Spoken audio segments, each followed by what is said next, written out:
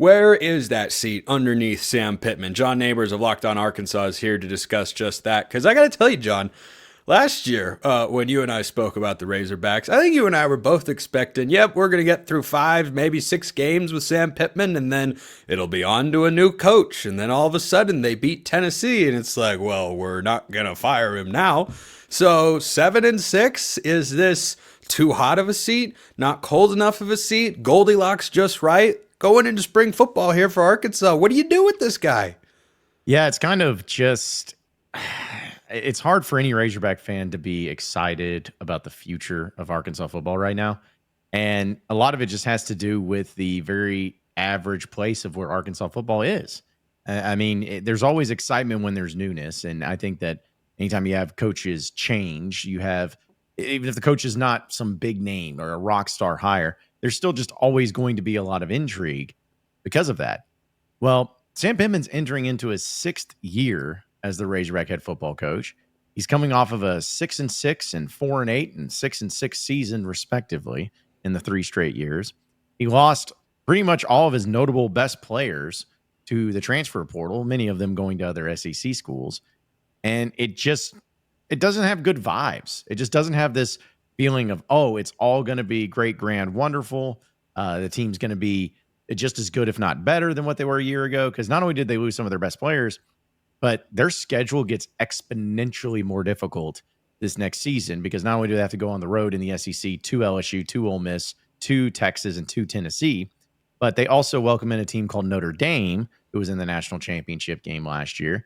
They come to Fayetteville. They go on the road to Memphis, who is always an improved team. So, yeah, it is a weird time that Razorback fans probably won't even get excited about football season until maybe mid-August at this point. Yeah, and they're not the only program that struggles with mediocrity. You know, I always pop Cal into my head, an ACC powerhouse, if you ever will, of mediocrity, that is, because they're just kind of content to stay in neutral. But, you know, a few years ago, John, Arkansas had the 9-4 season, top 25 ranking, everything was feeling good. Do you think there's a chance going into this year that Sam Pittman is capable of getting back to that in a New World SEC that's got Texas and Oklahoma? I mean, I don't. You know, you can be hopeful that I'd be love to be wrong, but I just don't see it. I just don't see how you can take all the things that's going on in the SEC, particularly with the teams that Arkansas is going to be facing year in and year out, the teams that are regionally close to them. I mean, all of them are much better, much more improved teams and programs right now. You know, you think about just not only the Texas and the LSUs, because those programs are always going to be good, but I'm talking about Ole Miss. I'm talking about Missouri. I'm talking about Texas A&M. You know, these programs that seem to be having a lot more success than you, and whether it's NIL or whatnot. I think that the one maybe caveat that you could have for Sam Pittman is that he did keep his coaching staff intact. And he kept Bobby Petrino, who he did make the offense improve dramatically from the year before to this past year. And Travis Williams, I still think, is a great defensive coordinator. We'll see what he has when he doesn't have a Landon Jackson caliber player on his team anymore. But I still trust them a little bit. So if it's going to happen, I think it's going to be because you just have a lot of older, solid pieces that fit much better together.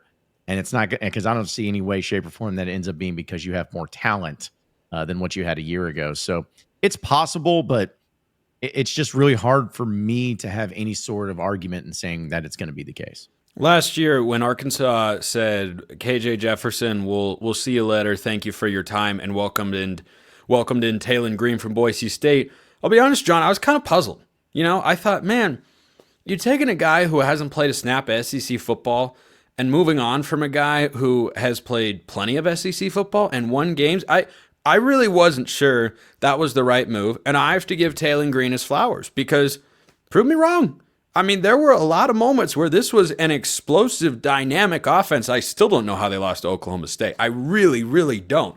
I think it's the first time I can remember a Power 4 team having 600 yards of offense and losing a football game. I don't care, home, road, neutral, if you're playing on the North Pole. That's a bizarre thing to be able to obtain. But for Taylon Green coming into this spring, what needs to happen to inject any sort of juice? What do you want to see from him at the quarterback position? Well, a lot of it comes down to, of course, staying healthy. I mean, that's first and foremost, because when he was healthy last year, he was extremely explosive with his legs. He's got great arm strength, and he got better as the season went on. Wasn't perfect by any stretch, but the whole adage is Bobby Petrino, and quarterbacks that go from their first year to their second year under Bobby Petrino, he has. If you look at the history of it, the trend, they progress dramatically. They get much better and much more accurate, make a lot better decisions. And so I think that's what people are really going to be banking on for that, is that you have Petrino, who's a great offensive mind. I still believe he is a guy that can get your offense at least to a place to where it's competitive in this league, regardless. And I think that Taylor Green, because of his size, because of his strength, because of his leadership and his personality, he can be a guy that can be really effective in this league. And as long as he has some weapons to help him out, as long as he has a rushing attack to kind of help him out, and an offensive line to block for him. I mean, I know that's the case for everybody, but I just don't see any way that he could not have a really big year, assuming that the guys around him are solid enough to make plays for him. So I've always liked him. I thought that the addition of him too was really interesting, but it goes back to the whole thing. I trust Bobby Petrino, and that's the guy that Bobby Petrino wanted. It's not like, oh, well, they had to settle for Taylor Green. No, that's who Bobby Petrino wanted, so they went out and got him, and now here they are.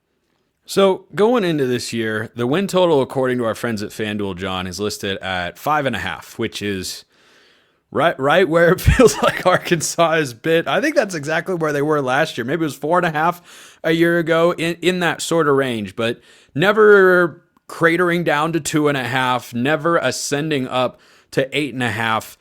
Would you take the under right there with the Razorbacks and say, well, this will be the year they'll finally, make a change at head coach with Sam Pittman? Or are they just going to reach a bowl game and it's hard to fire a coach after he reaches a bowl game? Well, let me tell you this. If Sam Pittman reaches a bowl game with this team, with that schedule next season, then he needs another year. Because it's going to be that impressive of a feat. But I hate to do this, because it's not like I'm trying to be negative or because I want Arkansas to obviously do well. But I would take the under. I would take the under at this point, because this is how their schedule. I mentioned a few of them, but this is literally how their schedule lays out. You got Alabama A&M, which should be a win, but then you play Arkansas State for the first time ever in the history of these two programs. That happens in Little Rock, and they're going to want that game. And going up how many people among us could name Arkansas State's current head coach? Correct me if I'm wrong, John. I believe it's SEC legend Butch Jones. It is the champion of life himself. He is. Yes. He is there. So they play them in Little Rock, which is always interesting. And then they go to Ole Miss, to Memphis, and then they have Notre Dame at home. They go to Tennessee. They got A&M in Fayetteville. And then they go and have Auburn in Fayetteville, then Mississippi State in Fayetteville. But then they go to LSU, to Texas, and then have Missouri at home. I mean, I can't look at that schedule where it stands right now and be like, yeah, I see 6 wins. I mean, I can't find them. I think it's realistic to think Arkansas probably 4-8 at this point. Maybe 5-7 if things go really well for them in a certain game. But just given the circumstances of everything and comparing last year's team that had a quote easier schedule compared to this year's team who has a much more difficult, I just think it'd be foolish to think that they're going to be an improved team and make it to a bowl game. What in the world are they doing going to Memphis? Are they psychotic? Who wants any part of Memphis and Ryan Silverfield year in and year out? I would not. I'd invite him to my place for a quality G5 win. I would never go to Memphis. Are you insane? Apparently, that is the case. Last thing, John, to wrap up today's show. If Arkansas were to pull a Florida from last year, make a bowl game when we don't expect it, who do you think is the most important transfer for the Razorbacks to get to that point? Well, I've been thinking about this because, again, the transfer portal it hasn't been like just some incredible thing that Arkansas has done really well in, but I will say that one of them's got to be the offensive tackle, Corey Robinson, because I mentioned the offensive line. Like, Arkansas had some pretty solid offensive linemen last year that could have returned to Arkansas, but they didn't. Patrick Kudus went to Ole Miss, and then you had Josh Braun go to Kentucky.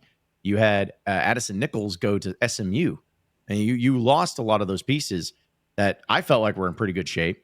But you had to go into the portal. And I think Corey Robinson, he was, I think, without question, the highest rated player that they had out of the transfer portal. But he's at that tackle position that's so important. He's at Georgia Tech.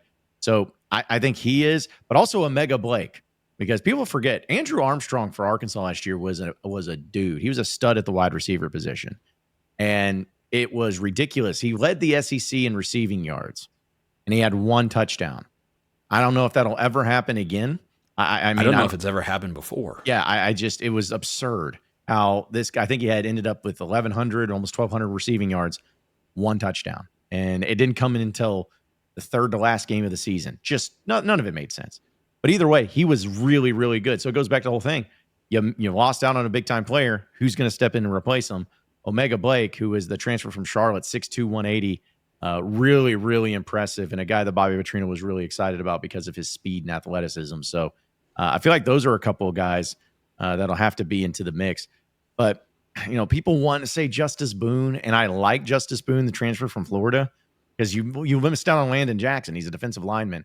So you got to have somebody there. But I just don't think that you're going to expect him to come in year one and to really raise that up. But the offensive line has got to be where it's at to me, because that's where it starts. The offense is what this team's going to be made of, and you're going to have a time for Taylon Green to throw the ball and to stay healthy. So they got to get something out of Corey Robinson and the other guys too, but he's the anchor of that offensive line next year.